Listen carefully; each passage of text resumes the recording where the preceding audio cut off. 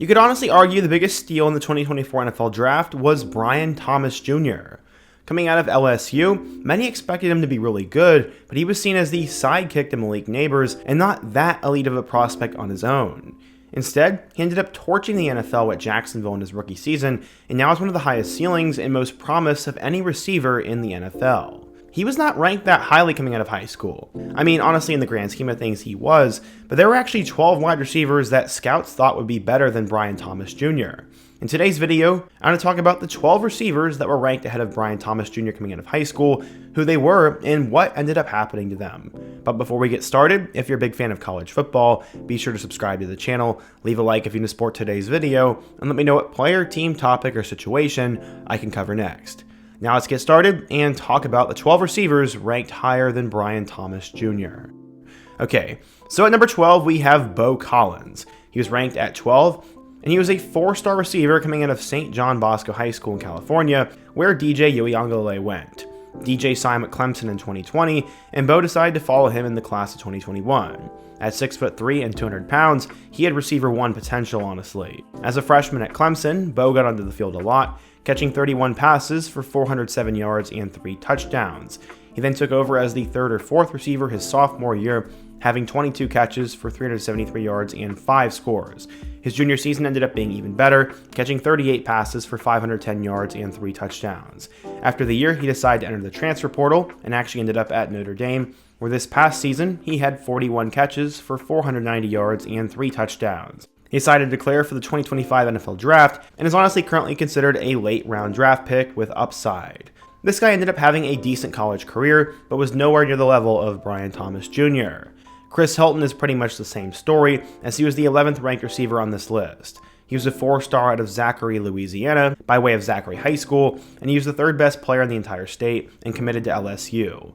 Despite being highly rated, he left high school at just under 170 pounds and would have to grow a bit in LSU's system. He took a redshirt year back in 2021 and would catch 2 passes for 81 yards and a score.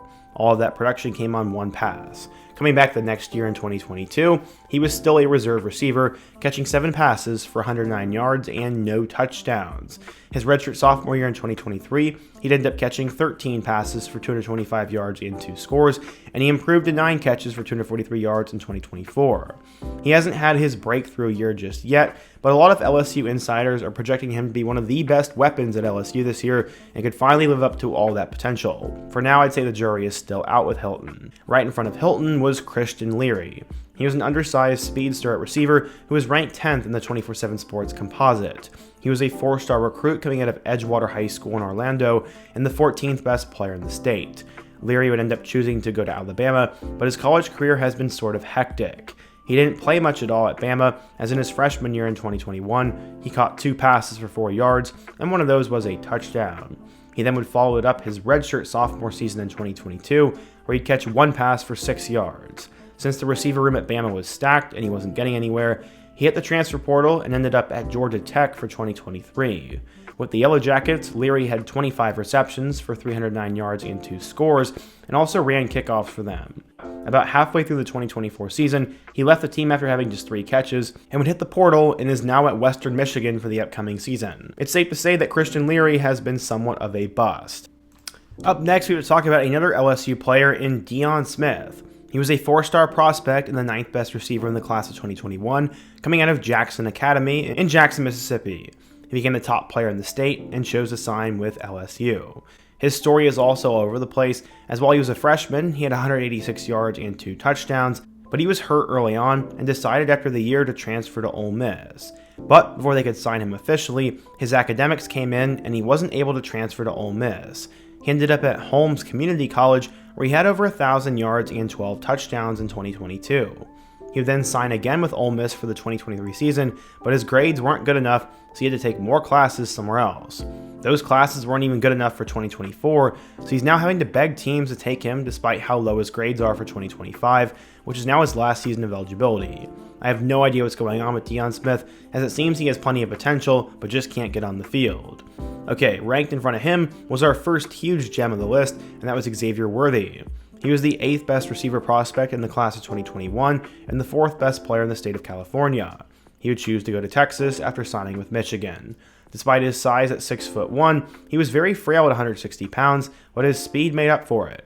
He instantly made an impact for the Longhorns with 900 yards and 12 touchdowns his freshman year, 760 yards and 9 touchdowns his sophomore year, and 1,000 yards and 5 touchdowns his junior year. He declared for the 2024 NFL Draft and was taken in the first round by the Kansas City Chiefs. With the Chiefs, he had nearly 700 yards and 6 touchdowns, which was the second most on the team in terms of yards and led the team in touchdowns. He's considered to be the team's second best receiver heading into next year, behind Rashee Rice.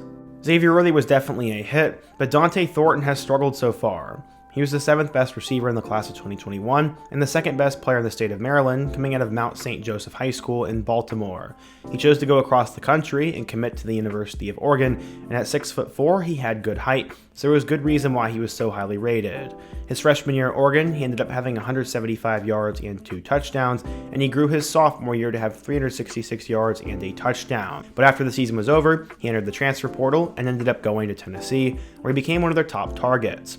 His junior year was a little bit quiet, as he had 224 yards and a touchdown, but he became a senior and exploded for 661 yards and 6 touchdowns. He ended up running an absurd 4.3 at the 40-yard dash and measured in at 6'5", so there's the possibility he could blow up late for them. JoJo Earle ended up being the 6th best receiver in the class of 2021, coming out of Aledo High School in Texas. He was the 11th best player in the state overall, and was another one of those guys who committed to Alabama. He'd only end up spending 2 years as a role receiver at Bama, but he did have some solid seasons. As a freshman, Earle caught 12 passes for 148 yards and no scores, and followed it up his sophomore year with 12 catches for 155 yards and 2 touchdowns. He'd decide to enter the transfer portal in 2023, and ended up back home at TCU, where he'd have 16 catches for 239 yards and 2 touchdowns. He didn't play as well in 24, with just 7 catches, and decided to enter the portal for a second time. He'll be at UNLV with Dan Mullen for his final season, and hopefully he'll step up and be the number 1 receiver after they lost Ricky White. Ranked in front of him is Agiye Hall. He's had a very interesting story as well, as he was the 5th best receiver prospect in the 2021 recruiting class coming out of Bloomingdale High School in Florida. He also spent some time at IMG and was the 11th best player in the state and decided to commit to Alabama. His freshman year, Hall ended up having 4 catches for 72 yards, and he played a grand total of 7 games. He decided to enter the transfer portal after the season was over and ended up with Xavier Worthy at Texas, but he didn't play at all during the 2022 season because he was arrested and suspended. He then entered the transfer portal again after the 2022 season and ended up at UCF after missing the entirety of the 2023 campaign. Because of a suspension, he never ended up actually playing for the Knights, and instead, he entered the portal again and will actually play for Sacramento State and new head coach Brennan Marion this upcoming season. Agiye Hall has a weird story because he literally hasn't played football since 2021, but has all the talent to be good. So at number 4, we have to talk about Mario Williams. He was the 4th best receiver prospect in the 2021 class, and he came out of Plant City High School in Plant City, Florida. He had originally committed to Oklahoma and became the 10th best player in the state and a 4-star. He started 1 game for the Sooners in 2021 and would play in 12 others, having 380 yards and 4 touchdowns. When Lincoln Riley left for USC, Williams would follow him, and he put up 631 yards and 5 touchdowns as a sophomore, but then fell off a cliff in 2023, finishing with 300 yards and 2 touchdowns. This was very disappointing, and everyone kind of forgot about him after this moment. He decided to enter the portal and transferred to Tulane.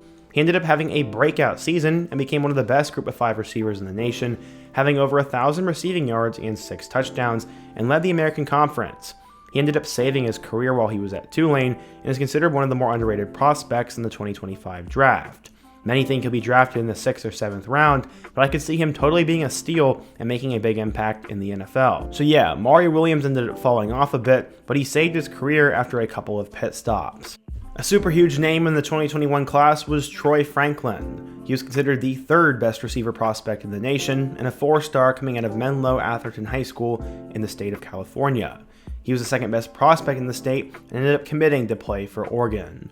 He was an instant impact player as a true freshman with the Ducks, as in 2021 he had 209 yards and 2 touchdowns with 18 total catches. He then improved the next year to become a full-time starter with nearly 900 yards and 9 touchdowns on 61 catches. In 2023, Franklin had his best season yet, as he finally went over 1,000 yards, finishing with nearly 1,400, and he also had 14 touchdowns for the Ducks. He became a first-team All-Pac-12 selection and a second-team All-American. He was drafted by the Denver Broncos in the 4th round of the 2024 NFL Draft, which was considered a huge steal at the time.